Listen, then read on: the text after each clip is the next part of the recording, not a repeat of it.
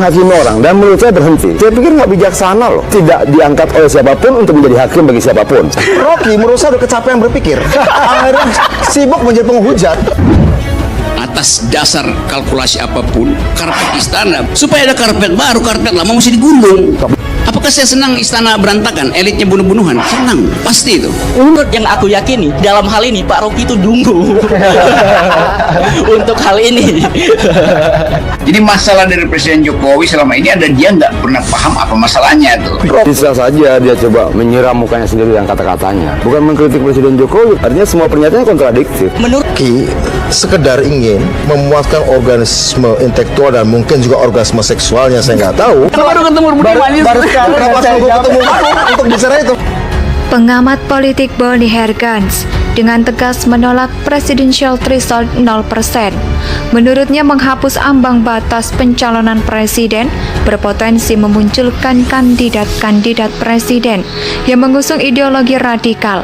Hal tersebut sangat berbahaya dan berpotensi merusak ideologi negara di masa depan. Yang ingin menghalangi misteri itu terbuka itu. Tunggu dulu. Salah. Saya kira Cara supaya apa bukti? Karena itu saya mau terangkan tujuan saya. Mana unsur menghalanginya? Sekarang saya terangkan ya. Pakai otak Di supaya mana langsung? Ya ini karena kekurangan pengetahuan aja dan karena kedunguan itu bercampur di situ. Ya resiko dari orang yang nggak berpikir ya begitu. sombong amat. Saya percaya partai-partai nasionalis ini pasti memilih yang terbaik untuk agenda-agenda ini. Melanjutkan pembangunan, menjaga Pancasila, NKRI dan sebagainya. Ini hanya selamat, hanya akan tumbuh kalau elitnya gugur dulu tuh. Dengan cara apa? Bunuh elitnya. Barangkali inilah rahasia sakit hatinya sebagian elit yang disusung oleh Rocky. Tindakan adalah manifestasi dari pikiran. Ada hal yang berbeda antara berpikir besar, bertindak besar, dan bicara besar. Masa mudah percaya bahwa kamu bisa memakan kepala musuhnya? Lu bangga buat Indonesia. Apa hebatnya? Biasa doang. Menghadapi orang yang tidak pernah bekerja, Anda pernah kamu di kantor, ketika Anda begitu rajin, pasti ada teman kerjamu yang karena malas dan kamu membuat standar baru. Nah gimana caranya? Bisa jelekin kamu? Pemerintahan sekarang itu nggak akan lagi mampu untuk melanjutkan Indonesia. Tentu Pak Jokowi nggak paham-paham amat karena keterbatasan beliau untuk memahami cleavages dalam politik. Jokowi itu jawaban dari harapan-harapan kita yang sudah capek dan kekerasan, capek dengan penculikan, intimidasi, ancaman, dan sebagainya. Jokowi adalah jawaban dari semua persoalan. Dia berbicara tentang nasionalisme, dia menghargai perbedaan, dia melihat perbedaan tidak sebagai lawan, tapi sebagai kekayaan bagi bangsa ini. Satu hal yang saya pelajari dari Jokowi adalah dia ingin membangun Indonesia seperti taman bunga. Ada warna merah, ada warna kuning, ada warna putih, dan semua hidup berdampingan tanpa menggunakan kekerasan satu dan yang lain. Jokowi adalah jawaban dari semua mimpi-mimpi kita. Jokowi adalah karunia yang harus kita perjuangkan. Saya hanya yakin beberapa hal. Satu, bahwa PDI Perjuangan ini partai yang punya sejarah panjang dan punya kontribusi besar, komitmen yang tegas di dalam membela kepentingan bangsa dan negara. Saya kira tanpa PDI Perjuangan dalam puluhan tahun terakhir sejarah kita berbangsa dan negara, mungkin kita sudah jadi negara khilafah, mungkin kita sudah bergeser jadi negaranya Al-Maududi, itu teodemokrasi. Saya percaya bahwa saat ini yang menjadi kerisauan dari semua kita yang betul-betul berpikir tentang masa depan Indonesia, itulah bagaimana kelanjutan pembangunan setelah Pak Jokowi kan, karena fondasinya udah dibangun dengan begitu bagus dan begitu kuat. Ada IKN di mana nanti pemindahan ibu kota itu pasti akan membawa dampak yang sangat luas dan signifikan di berbagai gatra kehidupan kita. Nah, terus kemudian juga sukses Papua ya, pembangunan daerah-daerah pinggiran, terus kemudian juga fondasi ekonomi kita juga mulai menguat, dan ini bisa diprediksi ke depan Indonesia bisa jadi negara besar. Fondasi kita bernegara, soal ideologi negara Pancasila. Kita punya ancaman yang serius terhadap Pancasila sebagai dasar negara. Munculnya ideologi-ideologi transnasional, kebangkitan radikalisme dan terorisme. Ini concern yang serius soal masa depan Indonesia.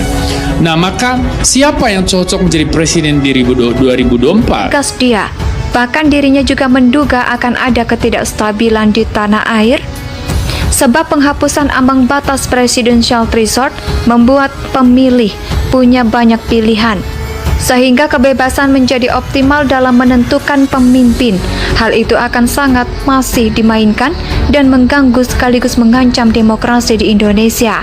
Maka dari itu, Boni Hergans menegaskan bahwa dirinya tidak setuju dengan presidential threshold 0%. Boni menilai PT 20% merupakan upaya yang menghemat dana. Karena kalau 20%, peluang pemilu satu putaran sangat besar. Kalau memang terjadi 2 putaran, tetap saja hemat, ujar Boni Hergans. Argumentasi orang bilang bodoh, dungu, dan itu kan kebiasaan Bung tuh. Dan Bung senang dengan cara seperti itu. Silakan. Bung senang menghakimi orang lain bodoh, dungu dan sebagainya. Visi presiden membusuk lebih cepat, itu maksudnya. Di dalam maupun di luar itu borok. Yang jelas Pak Jokowi berbicara di panggung dunia, dapat aplaus, program dana desa diapresiasi pemenang Nobel Ekonomi Joseph Stiglitz, ya. Bagaimana 13 negara juga ingin meniru bagaimana pembangunan desa, kemudian bagaimana kemudian tokoh-tokoh dunia berkumpul dan memberikan apresiasi. Ini nggak usah digede-gedean bahwa Indonesia diakui dunia memimpin itu nggak ada poin apa-apa di situ tuh. Orang nggak anggap itu sebagai sesuatu. Karena nggak percaya, karena Anda nggak percaya, jangan biarkan ada sebuah ide yang memakan tubuhnya sendiri. Rocky percaya bahwa dia bisa makan kepalanya sendiri. Dalam situasi tertentu, negara perlu memanfaatkan yang namanya coercive power. Secara hukum, secara teoretis itu dibolehkan. Negara memakai yang namanya kewenangan koersif. Kewenangan koersif adalah ada semua upaya pemaksaan. Dalam konteks apa? Baik pembatasan jumlah partai, pengaturan pertempuran, kontestasi di dalam pemilu, itu juga perlu diatur. Maka saya berpikir bahwa 20% bagi Indonesia hari ini adalah sebuah upaya menyelamatkan ideologi negara karena situasi ancaman kepungan kekuatan-kekuatan transnasional. Alasan Mahkamah Konstitusi menolak judicial review disebutkan nggak di situ bahwa karena mereka baca buku disertasinya Anda, maka dia hambat orang mengajukan judicial threshold. Persoalannya begini Pak Rocky, seorang ilmuwan melihat realitas politik karena itu berbeda dengan para pelaku politik. Justru itu, dengan negarawan, dengan politisi itu akan sangat berbeda karena mengatur sebuah negara tidak berhenti di teori. Mengatur sebuah negara seringkali harus melampaui teori. Nah, Pak Trimet tahu itu. Bagaimana membela kepentingan umum ternyata harus keluar dari pakem teoretis, konseptual. Untuk menyelamatkan hal yang lebih besar. Nah, di situ akhirnya saya harus menurunkan ekspektasi intelektual saya. Saya kira waktu kita Jadi Presiden Jokowi terlihat bahwa itu yang namanya ada karpet merah, tapi di bawahnya sampah semua. Emang pernah menginjak karpet istana? Kalau nggak tahu pasti nggak kenal juga kadang-kadang bentuk karpetnya. Yang saya tahu lah warnanya apa. Betul. Warnanya merahnya beda nggak? Ada gambar yang lain nggak di sana? Coba kita bayangkan 2024 nggak bakal terjadi karena akan berdarah-darah dari sekarang. Konflik itu udah sangat besar tadi. Framing. Ya. Framing. Bang Rocky tadi ngomong pasti gitu arahnya. Saya lagi bikin framing supaya itu terjadi nanti karena saya nggak yakin dia 2024. Saya tuh pengen tambahin komentar itu soal analogi tadi, biar nanti diskusinya makin lebih mendalam. Proses politik ini, kalau di tangan orang-orang yang benar dan dijalankan sesuai dengan prosedur demokrasi yang betul, tidak akan ada itu darah di atas karpet. Kalaupun dia merah, itu yang merah. Yang Anda sebut prosedur demokrasi benar 20%? Sebagai seorang akademisi, tentu saya mempersoalkan 20% dulu dari awal. Sudah, saya udah jawabannya. Tapi harus ada argumentasinya. 20% itu saya persoalkan, dan itu satu esensi di dalam disertasi doktoral saya. Saya persoalkan dari dimensi partisipasi publik di dalam berdemokrasi kan. Karena apa? Partisipasi dikebiri ketika ada threshold yang membatasi.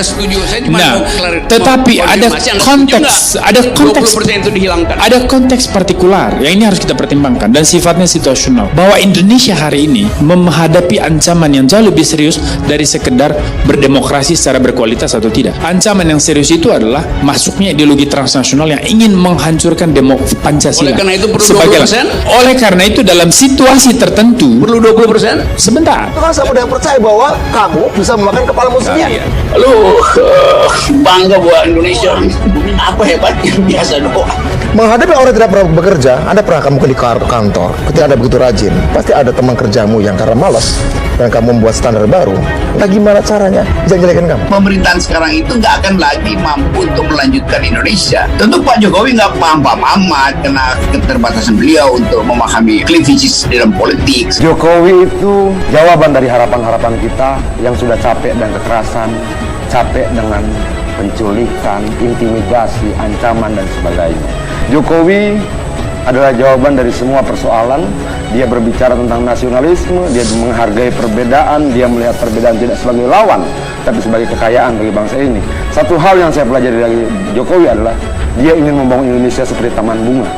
Ada warna merah, ada warna kuning, ada warna putih, dan semua hidup berdampingan tanpa menggunakan kekerasan satu dan yang lain. Jokowi adalah jawaban dari semua mimpi-mimpi kita. Jokowi adalah karunia yang harus kita perjuangkan.